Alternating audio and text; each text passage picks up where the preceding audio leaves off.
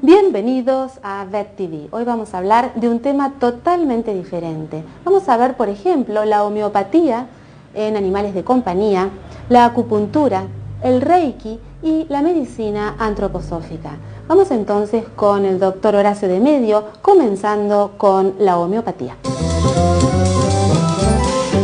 Horacio, ¿qué quiere decir homeopatía?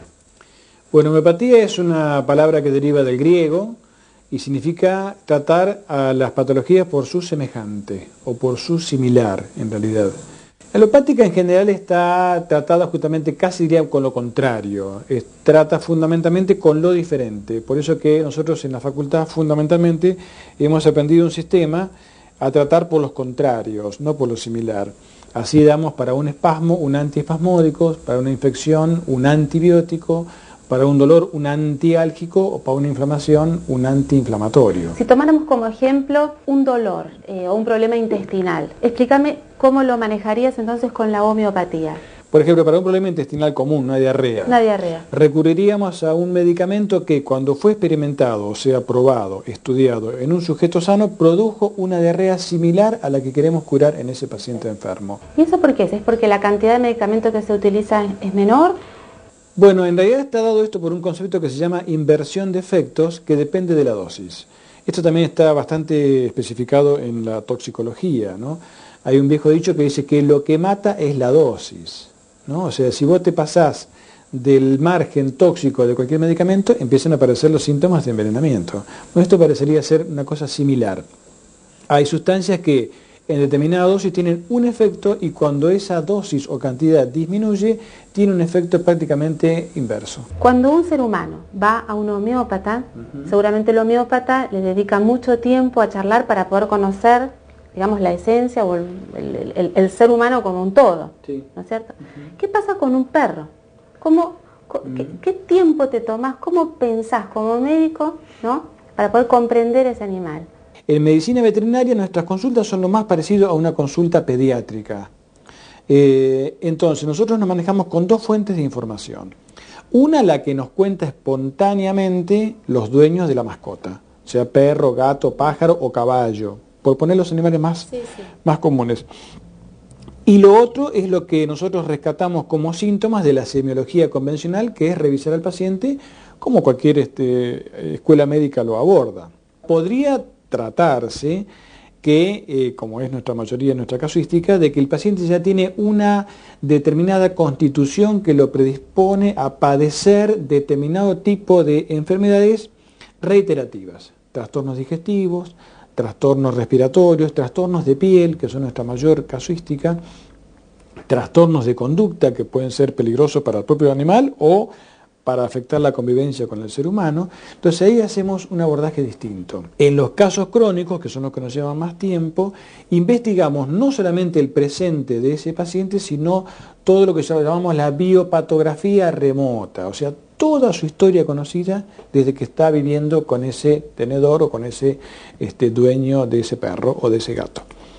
Así como en las personas, muchos procesos psicológicos de tensión o de ansiedad pueden llegar a enfermar, ¿no es cierto?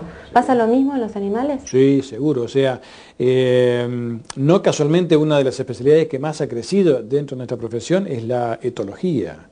O sea, el haber podido conocer o descubrir las razones comportamentales de nuestros animales nos ha ayudado mucho a nosotros los homeópatas a poder definir muchas enfermedades de carácter psicosomático. Por ejemplo, en los gatos, sobre todo en los gatos de algunas razas, que son más sensibles que otras, pueden aparecer trastornos de carácter dérmico, por ejemplo, trastornos en la piel, a partir de un conflicto emocional. Ese conflicto puede haber sido producido por lo siguiente: la llegada de otro gato, la incorporación de otro animal, por ejemplo un perro. Si ese gato, su dueño o dueña era una persona soltera o soltero, bueno, forma una pareja, la incorporación de otra persona genera un conflicto. Si esa pareja tiene un hijo, también. Si la pareja se separa, también. Y si alguno de los dueños se enferma, por ejemplo, bueno, estas son algunas de las condiciones de estrés agudo o a veces crónico, que muchas veces son somatizadas por nuestros pacientes y ubicadas en algún lugar de su cuerpo. ¿Cuáles son las consultas más típicas o lo que vos dirías que mejor resuelve la homeopatía en los animales domésticos?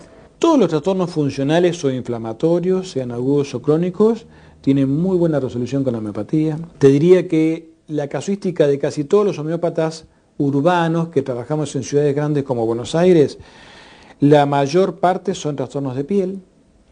En segundo lugar, te diría son trastornos de conducta, problemas degenerativos graves como algunos cánceres también, trastornos articulares y todo lo que podría ser los síntomas que acompañan el decaimiento senil, digamos, ¿no?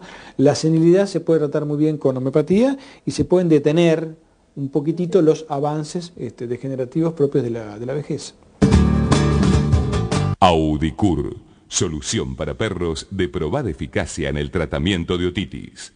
Gracias a su disparador multidrops desarrollado por Elmer, introduce la dosis exacta directamente en la zona afectada de manera rápida y precisa. Audicur, Eucanúa, lo mejor que puede hacer por su perro. Hemos visto la homeopatía en los animales de compañía y podríamos decir que la homeopatía es una ciencia y un arte de curar, que ve al organismo en conjunto, en su totalidad, no toma cada órgano en particular. Y se basa justamente en la importancia que tiene este conjunto, que es este ser, tanto a nivel físico como emocional. Vamos a ver ahora qué es la acupuntura y cómo se realiza en los animales domésticos, para lo cual nos acompaña la doctora Adriana Moirón. La técnica consiste de la siguiente manera. Existe lo que se llama el concepto de acupunto, que es un punto específico en la piel que está ubicado dentro de un recorrido lineal que tiene un meridiano. Ese punto de acupuntura tiene una estructura en sus tejidos específica, de manera tal que con el estímulo del metal de la aguja produce ciertos cambios de polaridad de membrana. Eso induce a que se formen determinados mediadores químicos que actúan a nivel del sistema nervioso, produciendo diferentes tipos de efectos, de analgésicos, endorfinas, estímulos de diferentes órganos, y entonces de esa manera trata de equilibrar el animal en todas sus funciones. ¿Esto es un método que complementa la medicina veterinaria en sí, o vos lo usás como único tipo de medicina? Lo principal es tener el diagnóstico médico-clínico del animal. Entonces, una vez que nosotros tenemos el diagnóstico de la medicina occidental, hacemos, independientemente de ese diagnóstico, el diagnóstico de la medicina oriental.